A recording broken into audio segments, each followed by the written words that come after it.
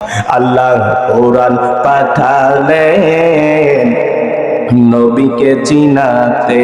বলেন আল্লাহ কোরআন পাঠালেন নবীকে চিনাতে, হাদিস পাঠালেন নবীর শান বুঝাইতে। কথা বলুন ঠিক কিনা?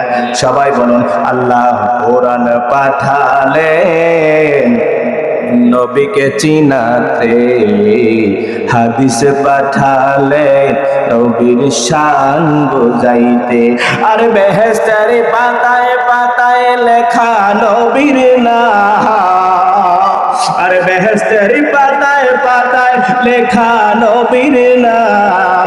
আরো সে আল্লাহর নামের পাশে, আরো সে আল্লাহর নামের পাশে নবীর নামের মনোগ্রাম। আল্লাহ কোরআন পাঠালেন নবীকে চিনাতে, হাদিস পাঠালেন নবীর শান বুঝাইতে। কথা বলুন ঠিক কিনা?